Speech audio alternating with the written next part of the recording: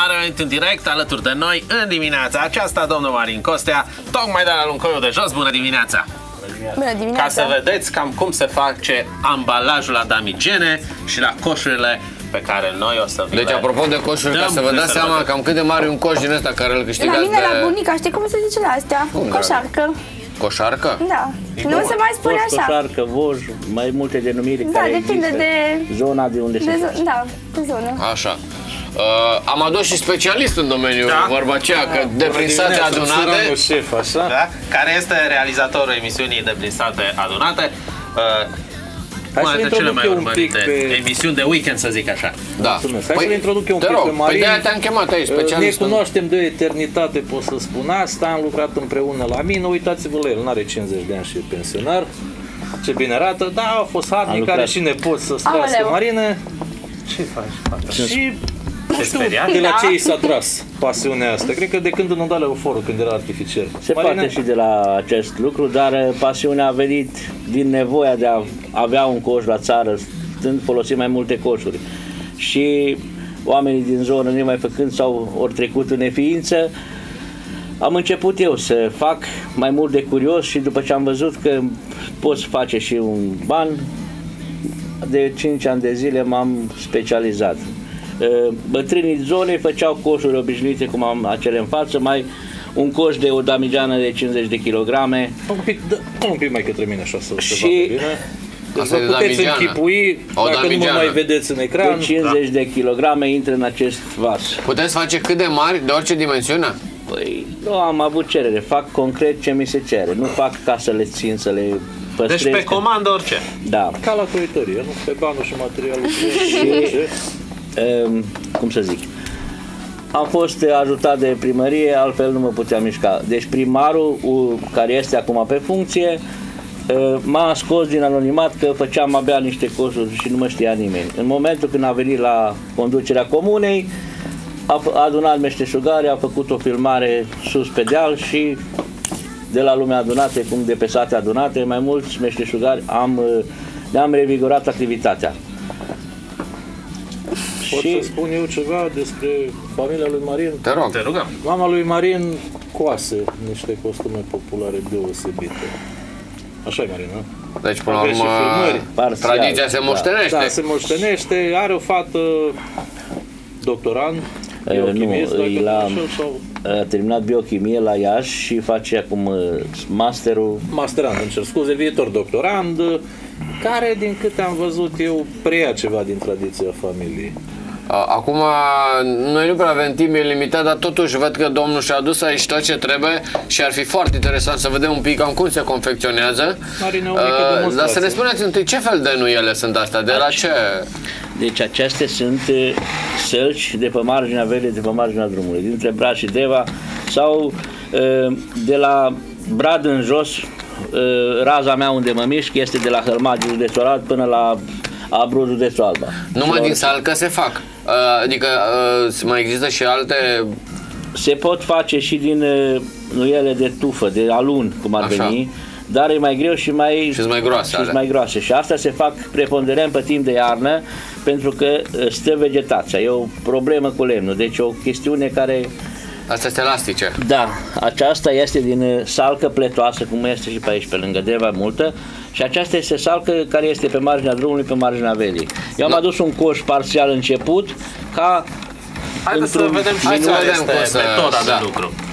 Se împletesc un minut, două, cât am aici cu voi. Așa. E ușor de... Acum e ușor la faza asta. Dar nu prea pare ușor, așa, deci, la dexteritatea pe care are domnul, zici că imediat îl faci, dar... Așa, dar începând de la materia primă, care trebuie să o adun de pe voi, de pe sălci. Dar iată la dimensiune, curățată. Deci, observați culorile. Deci culorile astea nici eu nu le-am văzut înainte de a mă apuca. Acum le-am văzut după. Culorile astea rămân, dacă sunt recoltate și confecționate pe timp de iarnă. Deci, acum când e frig. Deci după ce le țineți până vara sau cum? Până anul celălalt? Nu le ține, dragul meu. Până la primăvară fac 100 sau 150, să zicem, după comenzi. Eu și le la fac vară ca să le concediu. La vară, deci după ce crește frunza la sălcile astea, nu se mai... Până la a doua, a treia brumă. Când se răcește vremea și bruma, atunci cade frunza și este bun materialul de confecționat. Dacă vă uitați bine și rog pe Bughi să facă un cadru mai mare, să vedeți și suportul pe care stă, deci nu... Este un... Așa. O jumătate de bancă. O jumătate de bancă, cum ar veni. Da, laviță, care și... ajută la poziționare, altfel îmi trag crengile prin ochi. Am înțeles, așa fiind e... la înălțimea asta sau fiind scaunul. Foarte tare. Marinăm un pic să mai ridici să se vadă încă o dată bine banca. Deci cam așa este, jumătate de bancă. Da, jumătate de bancă. Cu cuiul de sprijin, cuiul așa, sau cuiul de control. Da. Asta e foarte ușoară. Deci asta completitul. Acum mai pot să arată o damigeană reparată parțial. În timp a fost degradată partea de jos, cum se întâmplă cu damigenele astea, mai ales dacă sunt goale. Atunci se strică. S-a degradat în porțiunea asta. Și clientul care urmează să-i o duc mi-a cerut, dragul meu, fă-mi numai parțial. Plus încă una care, datorită faptului că coșarca a fost degradată de total, i-am făcut-o, strânsă pe sticlă și nu se mai sparge. Am înțeles. Acum varietatea e mai mare, de la asta mare până la astea mici, care în momentul când am fost invitat la un Muzeul Țăranului Român la București, am avut 45 de bucăți de coșuri, mai puțin de astea mari. Le-am trimis cu poșta și am funcționat acolo 2 zile. Am fost sponsorizat de comunitate, că altfel nu puteam să-mi suport. Nu te-ai gândit să-i faci legătură la domnul cu prințul Charles? E greu. Să știi că nu e o... Are mobilul ocupat. Nu, dar e o variantă. Eu sunt sigur că ar aprecia foarte mult. Râdem, glumim. Păi nu, dar chiar nu e la glumă, pentru că eu chiar mă gândesc că așa ceva nu prea... Vorbim de Luncoi. Luncoiul se bate cu Tomeștiul, care au cei mai mulți meșteri populari. Tomeștiul se bate are... în sensul bun. Deci avem cu ce ne lăudam tot județul. Și Luncoiul și Tomeștiul țin standardele sus. Deci 10 coșuri din astea pe care le vedeți aici sunt pregătite pentru voi. Și vor fi pline cu produse și apoi e bine să-l aveți acasă, că e mult mai ușor să depozitezi în coș, e ușor și de transportat. Și e bine și să aveți astea pentru damigene. Că acum tot se umple damigeana cu... coșul arată frumos și să-l pui ca și ornament. Exact. E super fain. Și ca și ornament. Și acum ca și... Uite, o completare, aceste mici se pot lăcui. Se pot lăcui. Deci în momentul când au acum cam 2 săptămâni, un lac incolor se poate da pe din afară, pe dinăuntru și după ce se usucă la o ambiență cum e aici, rămâne așa, vă asigur, dar și rămâne cu un luciu, fiind și culorile astea așa și... No.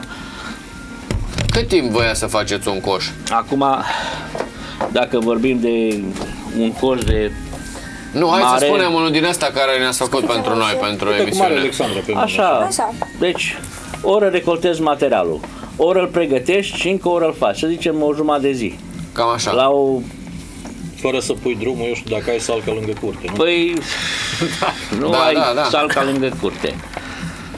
Deci cam o zi, până la urmă. Cam o zi un coș. Să zicem așa.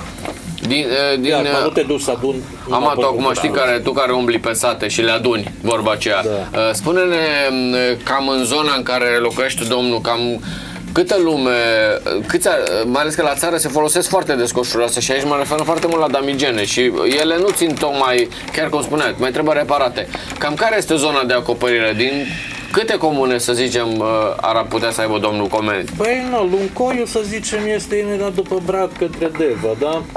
Ar fi Vălișoara, așa e mult. Și acum, Bradul este așa un punct de reper între comunele. Da, eu te întreb așa că tu umbli peste tot și poți să-mi spui care este, câți oameni mai sunt care au această pasiune și meserie ca și Păi Marin, cred că e cel mai cunoscut. Deci, în zona Bradului mai sunt vreo 2-3 care sunt unui bătrân și unui prea tânăr, care și dacă ai un serviciu bun, nu lași pentru coșurile astea. Deci sau bătrânul. Și bătrânul nu mai poate, sincer. Deci nu este cel mai solicitat acum. Da. Există o forță care trebuie la răsucirea mânerelor la coșurile mari, care unii oameni la 60 de ani, 70 de ani nu mai au forță, nu mai au răbdare, nu mai au poftă sau au pensia prea bună. Am înțeles. lucrul ăsta îl faceți, îndelnicirea asta o faceți, eu văd cu multă pasiune, dar sunt sigur că o faceți zi de zi și normal că trebuie să și câștigați ceva. Așa ar fi normal. Și nu se și întâmplă? Se întâmplă, dar problema e în felul următor. Dacă eu stau acasă și aștept să-mi vină cumpărătorii, nu se întâmplă bine. Eu trebuie să mă mișc la piață. Am înțeles. De nu m-am mișcat, nu am câștigat. Mergând la o piață și dacă nu vând nimic, primesc o comandă, să zicem. Vede cineva damigeana cu o sticlă pe ea. Atunci amintește că și el are într-o cămară sau într-o pivniță o damigeană lăsată de mult sau cu ceva nea și n-are coșul. Da. Și atunci zice, domnul, ia să-mi faci și mie pe următoare, peste o săptămână. Da, atunci următoarea etapă a afacerii dumneavoastră, care până la urmă poate și chiar e bine să devină o afacere, să nu mai mergeți dumneavoastră, le confecționați, găsiți un loc, trimiteți pe cineva, uitați cum a zis acum la noi la televiziune, lumea vede. De exemplu, acum sunt o grămadă care se uită și zic, bun, a fost domnul, dar cum dăm de el? Da. Nu? Da, deci eu am... Dacă nu aveți un stand undeva unde să vină să comande așa... Cărți de vizită. Da. Și un număr de telefon care Facebook v-ați făcut? Nu am Facebook. De ce? Permis. Păi ați văzut că și, cum îl cheamă pe Ciobanu? Ghiță Ciobanu are Facebook. Ala e... Giță. Dar să știți că sunt ciobani care au Facebook, nu o fi ăla cred, neapărat. domnul, te cred. Marine, fata ta, nu are pagină de Facebook. Copiii nu mi se acasă. Doi sunt la Germania și unul la... Păi nu-l ajutăm noi să facă un Facebook, pe domnul. Ăștia mai pricepuți în Facebook, eu nu mă pricep la Facebook. Nu avem aici, nu-i tocmai aici tata Facebook-ului astăzi, dar putem să... E mai bine să vin la vă o dată pe lună decât să-mi faceți pe el. Vă așteptăm cu drag. Domnul Marin, vă așteptăm cu drag. Domnul, da, foarte, foarte tare. Asta mie îmi place. Bun, hai să servește-i pe domnii care au venit cu o prăjitură de la... Deci aici este a doilea rând, dacă îmi permiteți, da, vă rog. La un coș care decidem pe urmă ce-i facem. O codiță, două mai mici, îl mărim cât vrem noi. Acum am omis că în momentul de față se pot face și am făcut coș de gunoi rustic. Deci i-am făcut pur și simplu o înălțime cam atâta și un mâner de design. Deci mânerul și înăuntru lui intră un sac menajer, care știm toată lumea ce este, de 40 de 50. Deci și senzația care e, când a văzut lumea că am numai un mâner la coș, toată lumea te întreabă, pentru ce ai numai un mâner? Și atunci eu pot să spun, da, este un coș rustic și după aia să scot sacul, să-l bag, să-l arăt. Am înțeles. Nu. Deci astea mici. Da. Eu am serviciu de la cofetăria Ice, de prăjituri. Mulțumim. De post. De post, De post. Da, da. Și dăm repede, facem și concursul acum. Bien sûr, trebuie să mănânc foarte, și foarte eu. rapid. 035473888 cu tarif normal. În timp ce domnul Costea mai face aici și Ama rămân în platou, pentru că Un pui family de la Avis Tremis, cea mai bună dimineață, la tine mă uit. Hai să vedem prima sau primul care ne sună, care nu a mai câștigat puiul. Poate să o facă chiar acum. Un pui family mare, cu gata tranșat, cu 2 rânduri de aripi, să zic așa, pentru, nu e așa, că tot vine Moș Nicolae, Moș Crăciun și așa mai departe. Puteți să-l puneți la congelator și de Crăciun faceți o salată de băf. Fost să apuce de acum, că vine Moș Nicolae. Clar mă ceartă din regie, că țin ăsta fac și bună dimineața. Să vedem. Bună dimineața. Bună, cu cine avem onoarea? Nistor din Hunedoara. Domnul Nistor din Hunedoara, ce faceți cu puiul? Repede o rețetă. Ce să fac? Îl bag la cuptor și cu niște cartofi. Băgați-l foarte bine, așa să fie. Poftă bună după ora 11 astăzi la magazinul Pro HD. Da, domnul Nistor, coșurile astea vă plac? Bun, da, îmi plac foarte mult coșurile. Și mie îmi place asta mic. Da, bun. No. Poate să ajungă domnul și pe la Hunedoara, cine știe. Da, mulțumim mult, să nu închideți telefonul. Nu. Dar să știți că dumneavoastră chiar vă lipsește un loc, un PR, ca să zic așa. Da. Pentru că Marin tot umblă, încearcă primăria Luncoi și noi până la urmă încercăm să promovăm pe Păi am mai avut niște filmări. Local și... O să mai lucr în continuare un pic? da, cum să nu? Sau... Da, poți să lucrezi. Deci, dacă se observă, avem mai multe rânduri. Deci sunt 24 de bucăți care se pun, 24 sunt acestea, care se numesc stâlpi. Una, două, se pun 3 rânduri sau mai multe, cât dorim. Da. Ce muncă migăloasă, până la urmă, trebuie să ai răbdare de chinez de prânz. Păi nu e foarte simplu și nu e pentru toată lumea. Azi că într-o zi dăm un concurs, vorbim cu domnul Costea și dăm și un coș din ăsta că o facem un concurs. Poate să rămână lângă noi, domnul Costa, până la sfârșit să termine operațiunea, să zicem așa. Da. Și luăm pauză? Luăm pauză? O chemăm pe Olga. O să mai zic și eu, De ce am telefon acum? După care revenim. Nu am zis așa, putem. Am zis că, vezi, nu mă asculti. Ați văzut? Lumea nu mai spune că dă în coșul și am zis că dau în coș și sună telefonul. Trebuie să mai zic, vă aștept duminică la ora 15 de prin sate adunate, ceva beton. Ce beton? Niște beton de prin sate adunate. Comuna Cerbăl, întâlniri surpriză, Cristian Fodor, dacă vă spune ceva acest nume, într-o ipostază inedită și cu mare surpriză de acolo. Duminică, Costa rămâne alături de noi, imediat după publicitate avem sprijin pentru sănătate cu Olga.